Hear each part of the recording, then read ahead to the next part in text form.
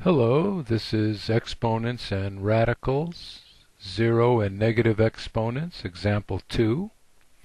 Example 2 has A, B, C, and D part. This is Example A. And when we did problems like this, where we had like x to the second power times x to the third power, we just added the exponents. And that's the simplest way to explain this. We're just going to add the exponents, which means we get 6 to the 0 power, so the answer is 1.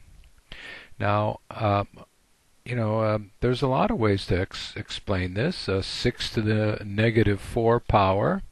I've shown you my example that I remember for negative exponents. And so for 6 to the negative 4th power, that's going to be 1 over 6 to the positive 4th power times 6 to the 4th power over 1. See, and now you can see why that does work out to 1. 4 to the negative 2 power raised to the second power. Well, when we worked these out before, when we had a power raised to a power, we ended up multiplying the exponents. So negative 2 times 2 is negative 4. So this answer is 4 to the negative 4th power. And once again, my example about how I remember how to do these.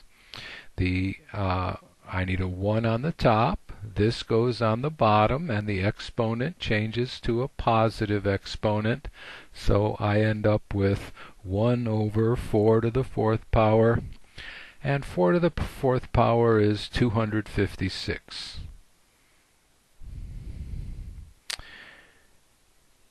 And, that's not the only way to explain this. 4 to the negative 2 power, that's 1 over 4 to the second power. So I'd have all of this to the second power. That's this times itself. And that's another way that you can show that this is equal to 1 over 4 to the 4th power.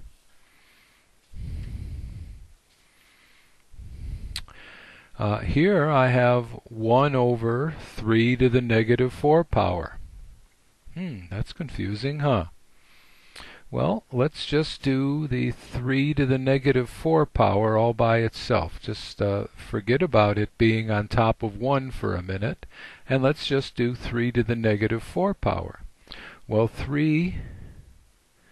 this is like scratch paper here. 3 to the negative 4 power, that's 1 over 3 to the 4th power. So I'm going to start with this 1 on top. Now I have this. See, 3 to the negative 4 is equal to this. So I have 1 over 3 to the 4th power. And 3 to the 4th power, that's 81. 3 times 3 is 9. 9 times 3 is 20. 3 times 3 is 9. 9 times 3 is 27. 27 times 3 is 81. So I end up with 1 over 81.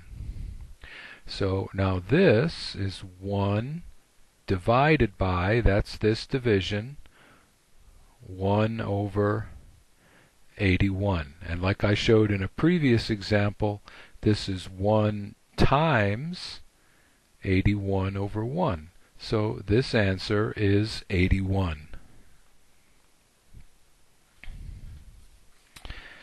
And D, well, this is going to be confusing again. Let's take it one step at a time. First, I'm just going to do 5 to the negative 1 power. So 5 to the negative 1 power, using my little example here.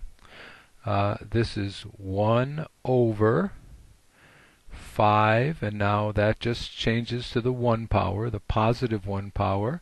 So on the top, I have 1/5. I've just shown that this is 1/5.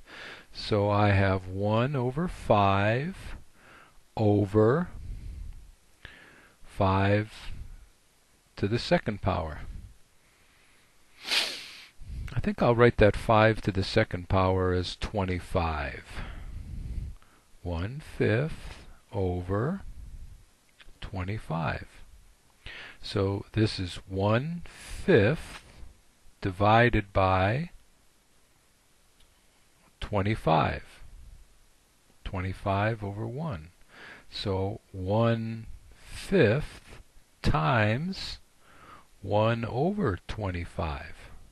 So this works out to 1 over 25 times 5 is 5/4, 125.